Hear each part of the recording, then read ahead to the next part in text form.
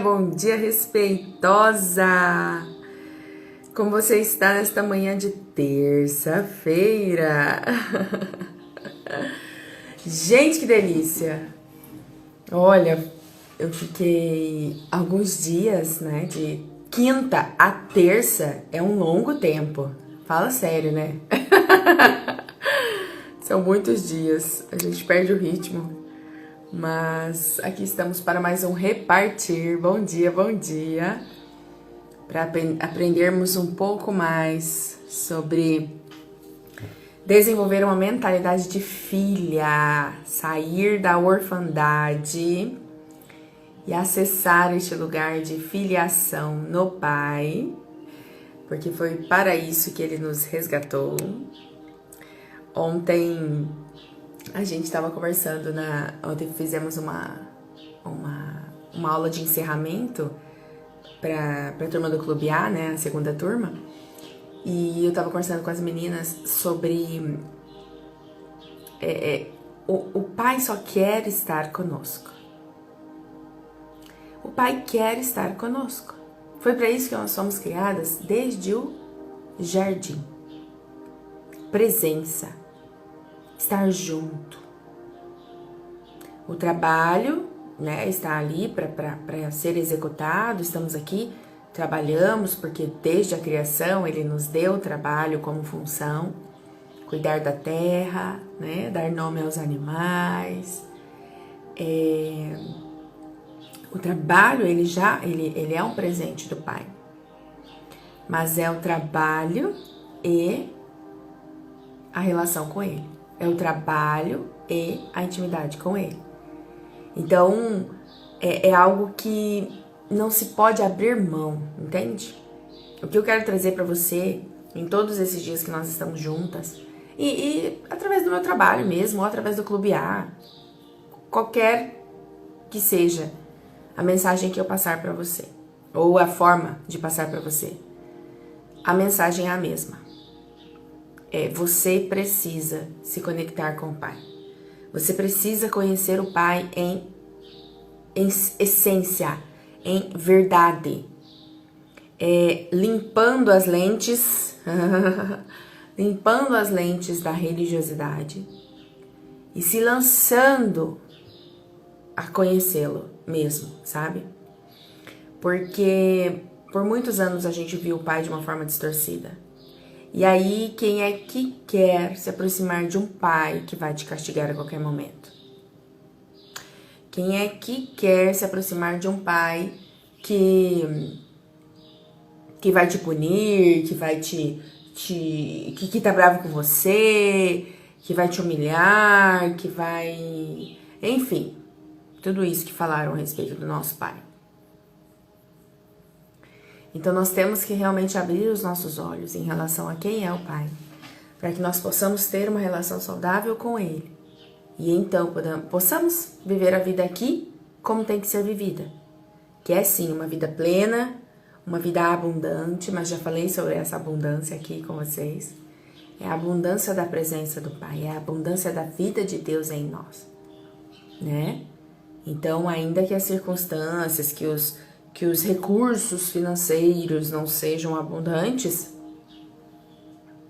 nada disso importa. O Pai, o amor do Pai é abundante.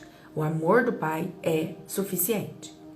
E precisamos estar enraizadas, bom dia, enraizadas nessa direção. Porque o amor do Pai é suficiente. E como eu sempre digo pra vocês, essa é uma live espontânea, não trago roteiro. Então vamos continuar nessa linha de entender esse amor do Pai, né? Nós precisamos entender que muitas pessoas dizem assim, mas eu não estou me sentindo amada. Mas eu não sinto Deus, eu não tal. Mas a verdade é que a gente não começa sentindo mesmo. A gente começa crendo. E crer de todo o coração. Porque uma coisa é você ouvir falar nessa mensagem de vez em quando, uma pregação, um culto que você vai, uma reunião de oração, alguma coisa assim que você vai, beleza. Você ouve falar.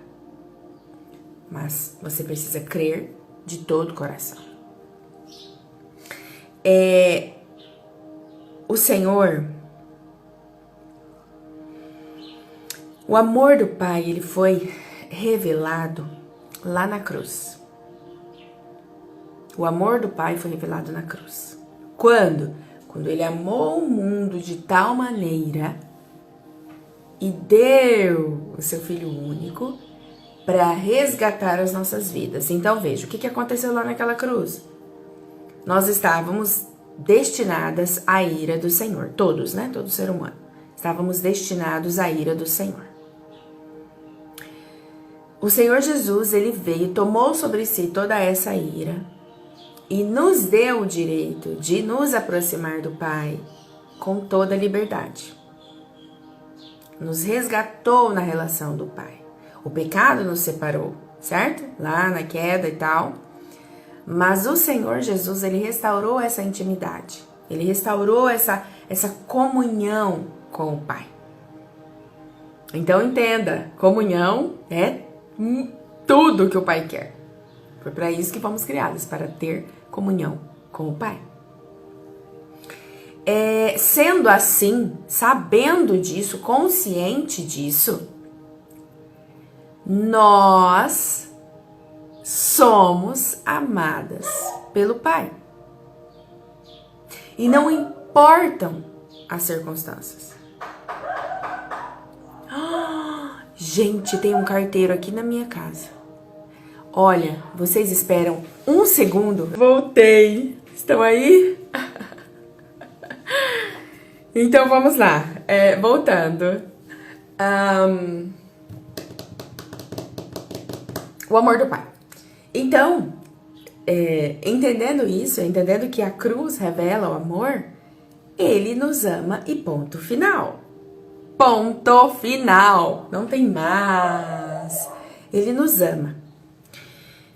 Aí, o que a gente precisa entender? Por exemplo, quando um pai ou uma mãe diz não ao seu filho, essa mãe, esse pai está desamando o filho? Não. Ao contrário, muitas vezes um não é realmente uma revelação de amor, né? E aí, quando Deus não concede algo que o seu coração deseja, você acha que, Deus não está me amando. Porque a gente associou esse amor ao Senhor, esse amor do Senhor, com receber bênçãos. Por exemplo, nossa, essa semana eu me senti tão amada por Deus. Por quê? Você pergunta pra pessoa. Porque fulana me ligou, me fez um monte de elogios. Ciclana me enviou um presente. Porque eu recebi um aumento no meu trabalho hoje. Nossa, me senti tão amada por Deus. Quer dizer, várias coisinhas boas aconteceram no seu dia, na sua semana. E você associa aquilo como, fui amada por Deus. Não é sobre isso. Isso não é sinal de amor de Deus. O sinal de amor de Deus está lá na cruz. E aí, como nós ainda estamos vivendo num mundo caído, sujeito à queda,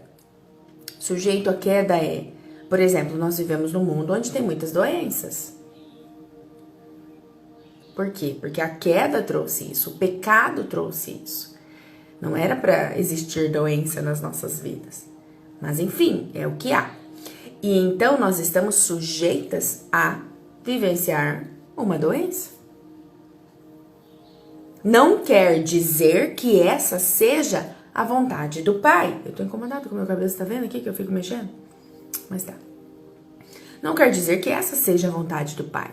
Você acha que Jesus levou na cruz sobre si todas as enfermidades, todas as doenças, para depois ficar colocando doença na gente, como a gente já escutou muitas vezes?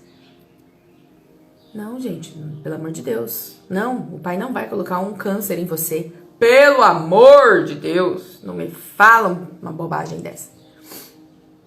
Aí as pessoas dizem assim, mas é que Deus permitiu eu passar por aquela doença. Mas tem que cuidar com esse negócio de Deus permitiu. Como assim Deus permitiu? Quer dizer que Deus quis? Não, nós estamos sujeitas a doenças. Algumas, através da nossa fé, serão curadas. Outras, a gente vai ter que enfrentar. A gente vai ter que passar pelo processo. Percebe? Não significa que o Senhor não te ama. Não é um desamor do Pai. Entende? Um outro exemplo, né? Vamos dizer essa questão de Deus não faz o que eu quero, então Ele não me ama. Outra, a questão de Deus não me abençoa, né? Não me abençoa, não me derrama bênçãos e tal. Mas nós precisamos entender que a presença do Senhor é suficiente. É isso que o Senhor tem ministrado no meu coração nos últimos meses. Eu já confessei aqui pra vocês, né, sobre a questão de amar o dinheiro, de querer muito dinheiro, e achar que o dinheiro fosse me realizar. E de repente eu entender que não é sobre o dinheiro. E tudo bem, é lícito ganhar dinheiro, claro, né, gente? Tudo bem? Só que o nosso coração não pode estar lá. O nosso coração não pode estar nesse entendimento de que só quando eu tiver dinheiro eu serei feliz. Ou só quando eu tiver um casamento eu serei feliz. Ou só quando eu tiver um filho eu serei feliz. Não! Porque o amor do Pai é suficiente. De novo, o amor do Pai batendo a porta. E Ele é suficiente. Por quê? Porque a gente não é satisfeita. Beleza, a gente se satisfaz com as coisas da terra por algum tempinho. Você sabe bem como é. Você ganhou um presente que você queria. Ai, que delícia. Você pensa nele algumas horas. No máximo, 2 dias. No máximo. Depois você já esquece. Por quê? Porque aquilo ali não satisfaz a sua alma. Te satisfaz momentaneamente. Certo? Mas, quando você tem a consciência de que essa satisfação, essa plenitude só será satisfeita com o amor do Pai, e é aqui na mente e no coração, aí você passa a buscar aquilo que é eterno. Inclusive foi o que nós falamos ontem nos stories, né? Uma conversa que tivemos. Como buscar as coisas da terra, como buscar as coisas do céu, se nós estamos vivendo na terra? Exatamente nessa linha. Se eu entendo que o amor do Senhor é que supre a minha alma, é que supre as minhas necessidades mais profundas, eu vou viver aqui, vou me relacionar com as pessoas, vou para o meu trabalho, vou resolver problemas, vou amar, vou abraçar, vou conversar com pessoas, sabendo que o amor do Pai é que me sustenta. Então, a necessidade de todas as manhãs, por exemplo, de comer um pão. Que pão? Que pão? O pão da vida. Há uma necessidade. É algo assim que não dá para ser negociado. Se eu quero viver nesta terra com a mente do céu, com a mentalidade do céu, pensando no céu, naquilo que é eterno, eu preciso comer o pão todos os dias. Me alimentar do Pai. O pão da vida. Me alimentar desta verdade. Para que quando eu saia daqui para fora, para viver a vida que está aqui, eu possa estar firmada na identidade que eu vi logo cedo. Que eu enxerguei logo cedo. Que eu fui lembrada logo pela manhã. Não há regras, tá? A gente fala assim logo cedo, mas se você quiser comer o pão à tarde, se você quiser comer o pão à noite, contanto que você coma o pão da presença. O pão da verdade. Que verdade? Você vai afirmar para o seu coração. Suelen, ou você vai dizer o seu nome, né? Renata, Marisa, Daisy. Você é amada. Você não precisa ficar carente de amor. Você não precisa de reconhecimento externo. Você não precisa de afirmações de uma outra pessoa para se sentir amada. Não. Por quê? Porque naquela cruz o Pai te amou. e te preencheu de amor e te deu tudo o que você precisa. E mais, e você vai afirmar mais verdades sobre o seu coração, para que quando você vá para fora, ou dentro de casa mesmo, entenda, né? Entenda a metáfora aqui. Quando você saia diante das pessoas, você tem para dar. Você tem para dar. Então você não é mais carente de atenção, carente de reconhecimento, carente de aplausos, carente de nada, de que te sirvam. Ai, não estão me servindo nessa casa. Por quê? Porque você não precisa. Você não tem mais essa necessidade, porque você está preenchida. Percebe? Veja que a gente falou do amor do Senhor. Agora estamos falando do pão e sobre como viver essa vida aqui na terra com a mentalidade do céu. É isso que o Senhor vai fazendo conosco. Ele vai nos mostrando o caminho, vai revelando no caminho, e a gente vai amadurecendo, e a gente vai conhecendo Ele com mais e mais profundidade. E a gente quer mais, porque você fala, gente, hoje o Senhor falou tal coisa comigo. Aí você quer mais. O que será que Ele vai falar amanhã? E você vai em busca, E vira uma relação espontânea, sabe? Sem aquela obrigação. Ai, orar é um fardo. Não é. Não é. Você fica desejando aquele momento. Porque é maravilhoso. Porque transforma a sua vida. Porque reforça a sua identidade verdadeira. Porque o mundo, o sistema, o tempo todo, gente, está falando o contrário para nós. Ontem, na reunião do clube, as meninas comentaram sobre essa questão da maternidade, porque essa última turma ainda falamos sobre maternidade. Na próxima turma do Clube A será apenas sobre ser filha mesmo, né? E aí, uma situação que a gente estava conversando era sobre o controle dos filhos, né? De você querer controlar o que vai acontecer com os filhos o tempo todo, em todos os aspectos. E quando a gente entende que os filhos, eles são do Senhor, primeiro, eles são do Senhor, e mais interessado na vida dos nossos filhos é o Senhor do que nós aprendemos a confiar. Aprendemos a soltar o controle, o falso controle, porque controle a gente nem tem mesmo, né? Cá entre nós. A gente aprende a soltar isso, liberar e parar de esperar um resultado na criação dos filhos, sabe? Eu até citei, é importante ressaltar isso aqui. Nós ficamos entre dois extremos. Num extremo, se depois que você teve você fez uma educação, seu filho cresceu e foi pra vida e de repente desandou, não quis se profissionalizar, não quis ter uma fé, enfim, pra você, dentro dos seus padrões, daquilo que você esperava, é uma decepção, uma grande decepção. E aí você se pune, né? Ai, o que eu fiz? Por que eu fiz isso? Por que eu fiz aquilo? Ai, meu Deus, eu sou uma péssima mãe. Ai, não sei o que. Tá, esse é um extremo. No outro extremo, vamos dizer que dentro dos padrões de sucesso do mundo, né? Seu filho, nossa, passou no vestibular, fez uma faculdade super legal, se casou, parará, é um homem de caráter, né? Tem uma fé em Jesus, parará. E aí você olha para aquele filho e fala, ai, glória a Deus. Mas no fundo você tá aqui. Ai, eu sou uma ótima mãe. Ai, eu fiz um ótimo trabalho. Glórias a mim. Quase isso, né? Num extremo, você se pune, se culpa, se martiriza. No outro extremo, você se orgulha, você se vangloria e parará. Nós precisamos encontrar um caminho do meio, que é o caminho de Cristo. Que é o caminho do Evangelho. Os meus filhos não são meus. Os meus filhos são do Senhor primeiro. Eu estou aqui só sob responsabilidade deles. Eu vou fazer o meu melhor.